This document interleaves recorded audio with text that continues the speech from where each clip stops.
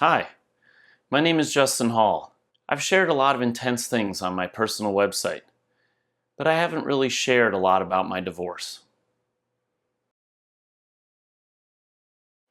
As I was finishing grad school, it looked like my thesis was going to become a business. Since my girlfriend had helped me develop my thesis, she helped me develop the business. We went out and started a company together. I was the chief executive officer, and she was the chief creative officer. We were having so much fun together, making a home and running a company, that it seemed to make sense that we would do this forever, that our appetite for life and our capacity for fun together was timeless. And why not get married? Why not make the best of it? Why not commit to a long-term project? We had our first date on December 31st, 2004. She moved in with me in late February 2005. We were married at 3:45 p.m. on June 7th, 2008. Our marriage happened on Saturday afternoon. On Monday, we moved apartments from Oakland to San Francisco. And on Tuesday, we signed a term sheet closing a $1.5 million second round of investment in our startup. That Friday, we had to fire our first employee. That was the pace of our lives in those days. It was so heady and intoxicating.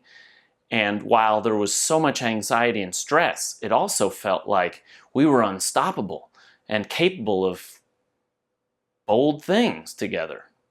Those days, we lived in a 400 square foot apartment and commuted together to work side by side running a startup with about 7 or 8 people. It was an unbelievable pressure cooker. I was not very good at taking breaks.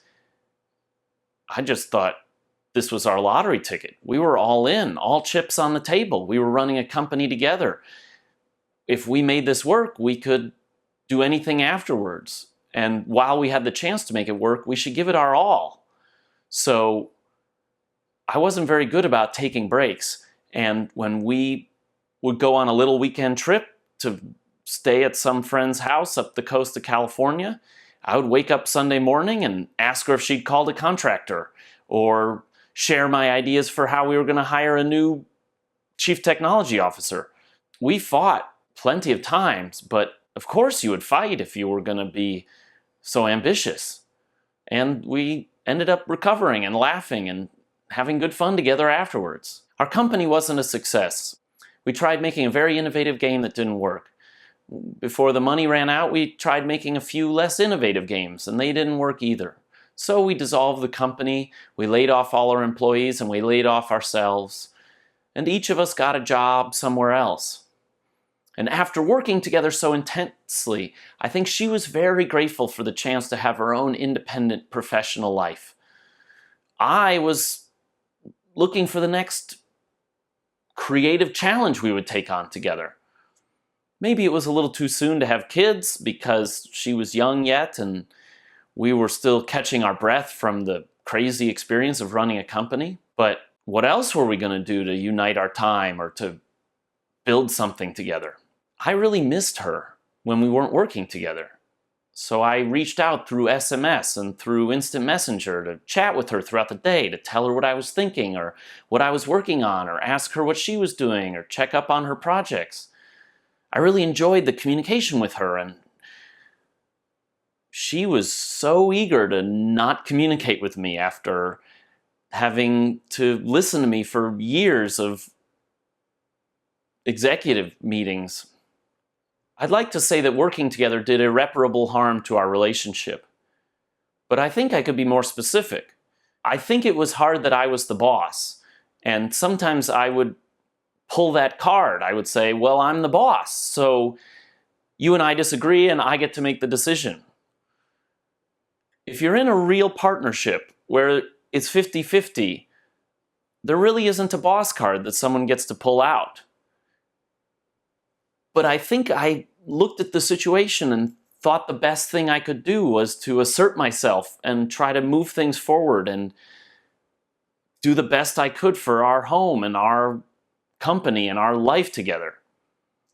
Well, it turns out between me and my partner, that friction of fighting over decisions and me occasionally saying, I'm going to make the call, meant that by the end, she had low reservoirs of goodwill for my demands of any sort. We finally had good health insurance because we both had jobs. So I began seeing a therapist, and we began seeing a couples therapist together. Over the course of a few months of couples therapy,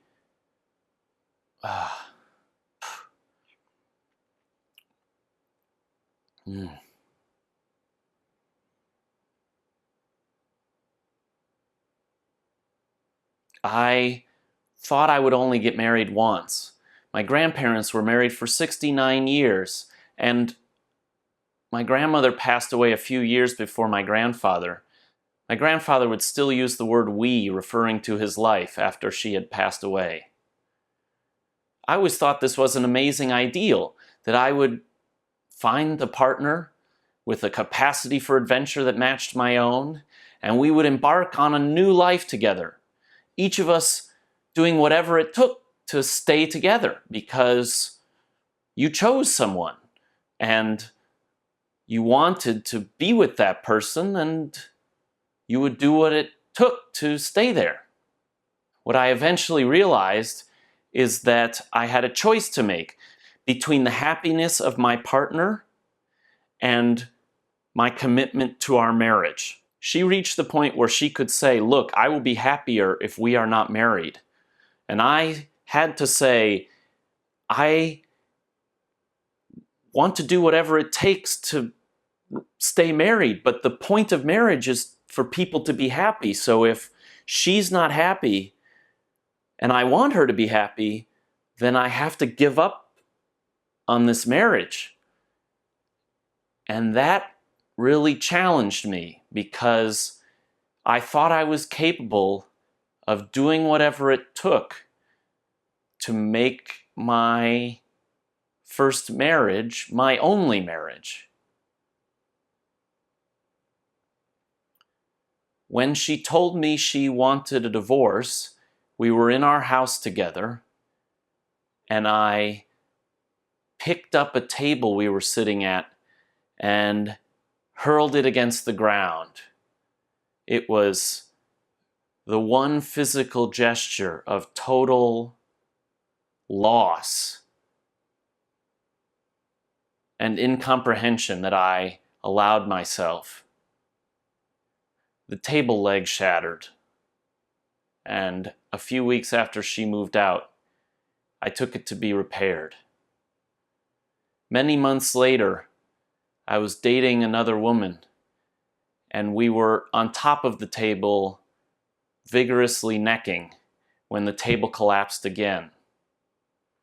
I really loved that table, and I was sorry to break it twice, but I was glad that the second breakage was a much more joyful one.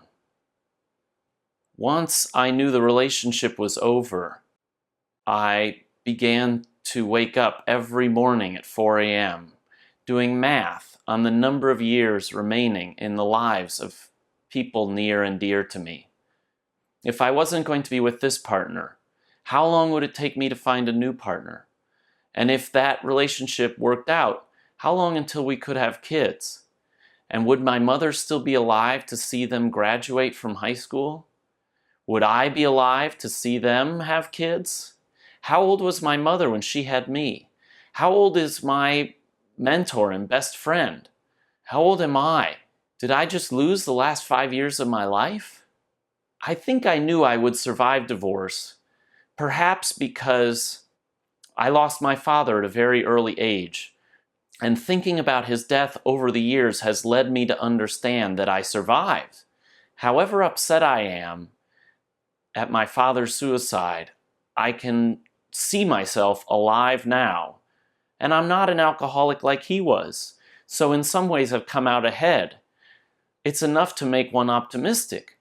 So as I began to wrestle with this divorce in my life, I think I knew long term that it wouldn't be the end of me, but it certainly was the end of a vision I had for myself, a kind of perfection in partnership that I thought I was capable of, and a standard to which I held myself.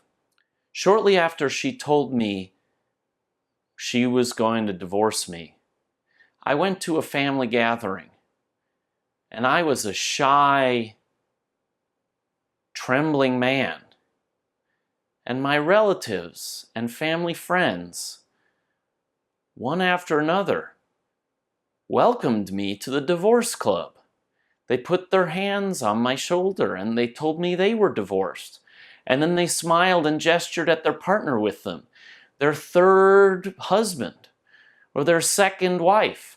And they told me how much happier they were. And they encouraged me to be open to the future. It took me about a year before I was ready to date someone again. During that year, I went on lots of dates. I got in the habit of telling women, look, I'm sorry I'm not very emotionally available, but I want to hang out with and pleasure women.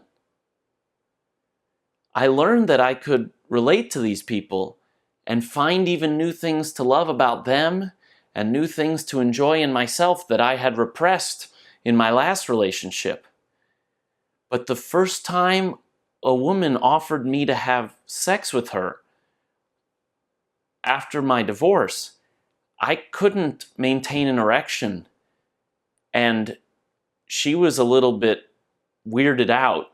So she went to sleep in my bed, and I lay next to her, watching her sleep and crying and feeling very upset that I wanted to be close to her, but I only wanted to be close to her. I couldn't be close to her, and I didn't really know her. It was a time of a lot of crying for me. I am so grateful for the chance to have been in a relationship and to have had the chance to be close to someone and have had the chance to get to know an entire other family and to live an entire life that I now no longer lead. Maybe by making this video, I can feel a little less ashamed for having failed to be married. When we first began dating, my first wife asked me not to write about her on the internet, and I thought, if I can't write about the person I love, what can I write about? So I pulled back from writing on the web, which had been a great undertaking of mine for many years. So as soon as I realized we were getting divorced, I began to write on the web again in earnest. And a cathartic project for me was to examine and thoroughly document my failure to run a successful company. Because I realized that if the company failed, it was at best a memory and perhaps a teaching moment for other people. So I document my relationships to help people have better relationships, starting with myself.